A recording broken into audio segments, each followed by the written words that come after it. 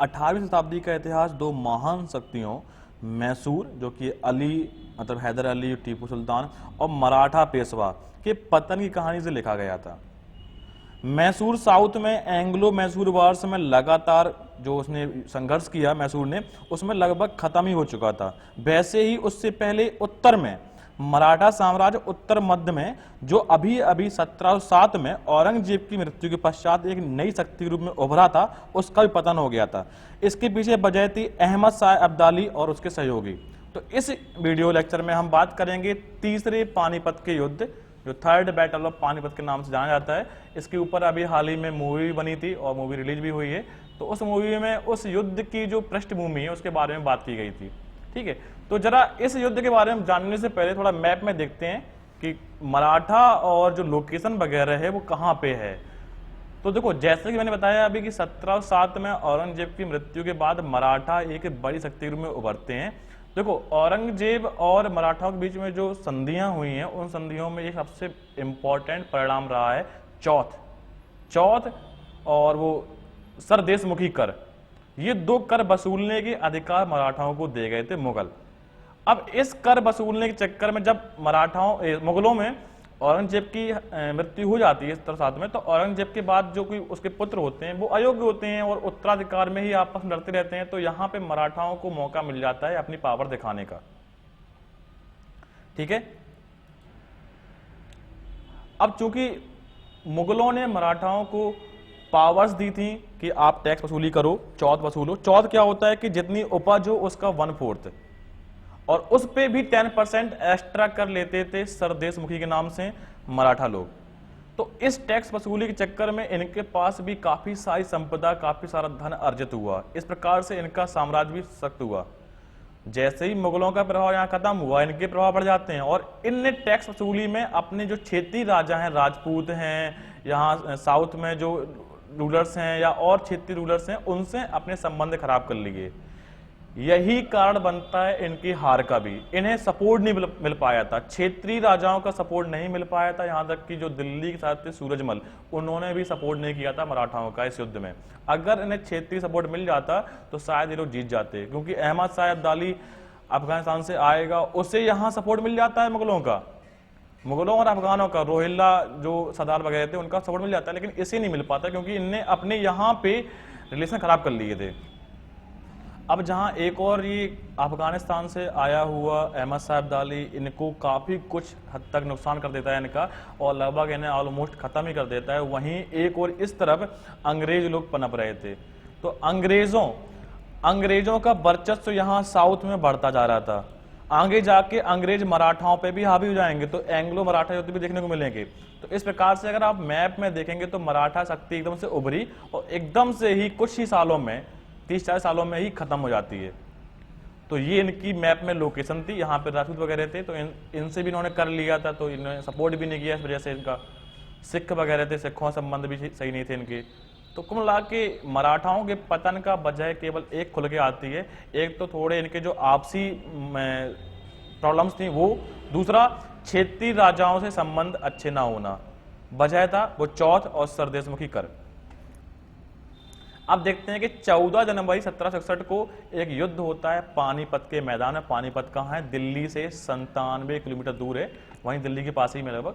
तो इस डेट को मराठाओं की ओर से सदाशिव राव भाऊ के नाम से जाने जाते थे, जो कि मराठा आर्मी के कमांडर थे, और साथ ही साथ विश्वास राव होलकर जी शायद मराठा बाजीराव के शायद पुत्र माने जाते हैं, और ऐसा सुनने को आता है। तो इनके सामने खड़ा था दुर्रानी एम्पायर का संस्थापक अहमद शाह अब्दाली, या कहीं पे लिखा है अहमद शाह दुर्रानी।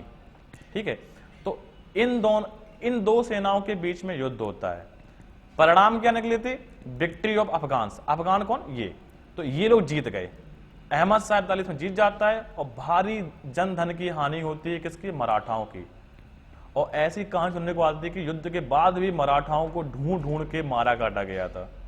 तो बहुत भयावह रहा है, और ये शायद 18वीं शताब्दी का सबसे भयावह युद्ध रहा है। इतना साउथ में भी कत्लेआम नहीं हुआ था जितना यहाँ नॉर्थ में इस डेट को कत्लेआम हुआ था। रीजन क्या थे? एलाइज।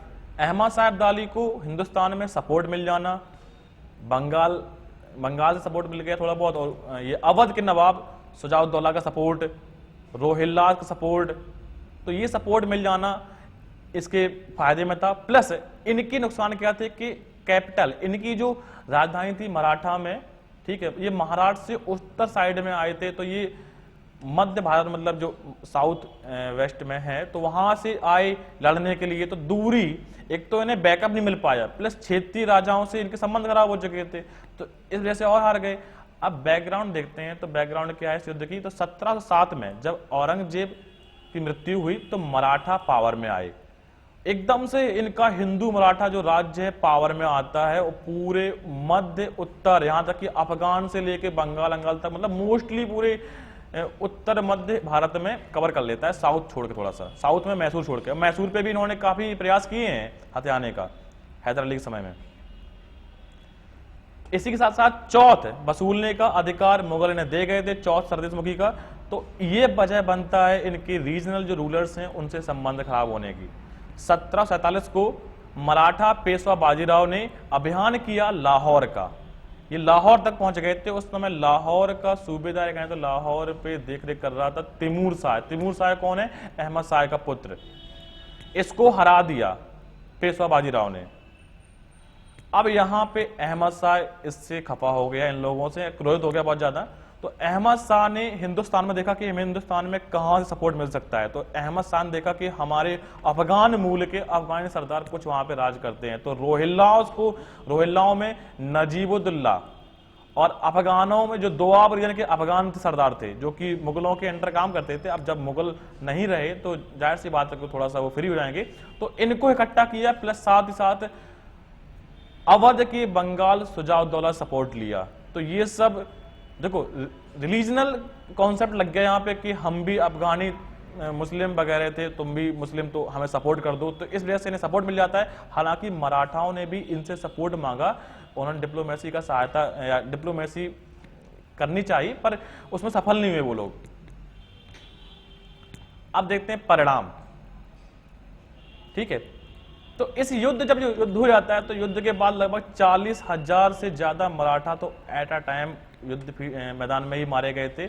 उसके बाद उन्हें ढूंढ ढूंढ के मारा गया, और इसी युद्ध में सदाशिवराव विश्वासराव की मृत्यु आती है। कहानी कुछ ऐसी सुनने को मिलती है कि सबसे पहले विश्वासराव सदाशिवराव को दिखते नहीं है कहीं, युद्ध लड़ रहे होते दोनों साथ में, जैसे ही विश्वासराव गायब हो जाते हैं तो इनको देखने के लिए सदाशिवराव अपने हाथी से उतरते हैं, और सेना ने जब देखा कि अपने मेरा कमांडर, ये सेना कमांडर सदाशिवराव थे, ठीक है, तो सदाशिवराव जब कमांडर हाथी पे नहीं है तो सेना में खलबली मच गई, सेना घबरा गई, उन्हें लगा कि हम हार चुके हैं।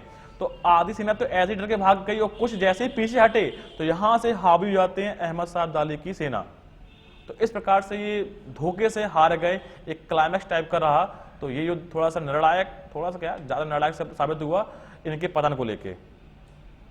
इसी के साथ साथ दुर्रानी ने एक खत भी लिखा बालाजी बाजीराव को कि हम जीत गए हैं आपका युद्ध, जो आपसे आपकी सेना से लड़े थे, लेकिन हम दिल्ली में रहेंगे नहीं और हम दिल्ली छोड़ के जा रहे हैं, आप ही इसे संभालना। तो इस प्रकार से ये बेइज्जती भरा खत था, और यहाँ पे इन्हें शौक लगता है, आगे जाके डिप्रेशन में ये की भी मौत हो जाती है, क्योंकि इनका पुत्र भी यहाँ मारा गया था युद्ध में।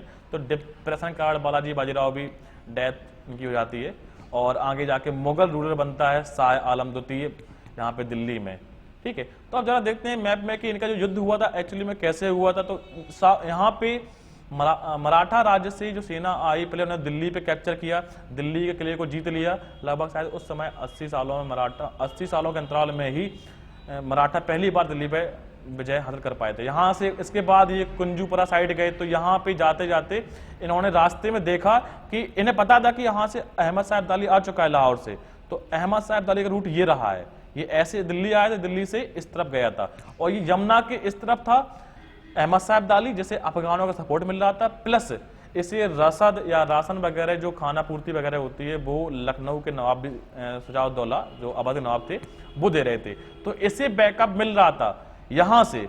अब इन लोगों ने, मराठाओं ने अहमद शाह अब्दाली की जो बैकअप लाइन अफगानिस्तान से थी इसको काट दिया, मतलब यहां से भी सपोर्ट मिल रहा था, ये सपोर्ट तो खत्म कर दिया, पर ये सपोर्ट खत्म नहीं कर पाए। जबकि अहमद शाह अब्दाली लौट के आता है, ऐसे पता चल गया था कि मराठा लोग हमें हराने के लिए आए हैं, तो अहमद शाह अब्दाली ने सबसे पहले इनकी बैकअप लाइन खत्म की।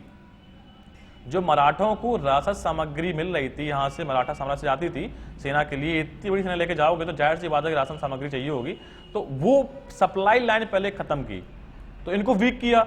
अब सेना में हड़कंप मच गया। सेना के सैनिकों ने यहाँ तक कि देखने को मिलता है कि ये भी कहा था कि अपने सेनापति से कि या तो हमें इस युद्ध में वीरगति मिलाने दो, अन्यथा वीरगति प्राप्त कर लेने दो, अन्यथा हम भूखों मर जाएंगे। तो इस प्रकार से 14 जनवरी को ये अनाउंस किया जाता है कि 14 जनवरी को हम युद्ध करेंगे।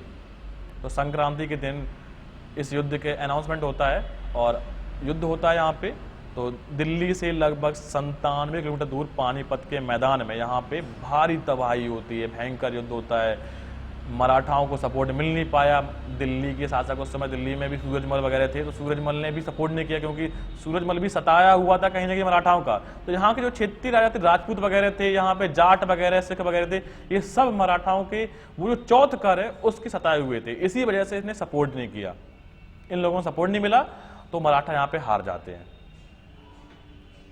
अब देखते हैं कि जो अहमद शाह दुर्रानी है या अहमद शाह अब्दाली है, वो था कौन। हमने इसमें वीडियो में इसका नाम लिया, तो एक्चुअली में क्या था, फाउंडर ऑफ दुर्रानी एम्पायर था, जिसे आज का अफगानिस्तान है ना, उसका संस्थापक माना जाता है।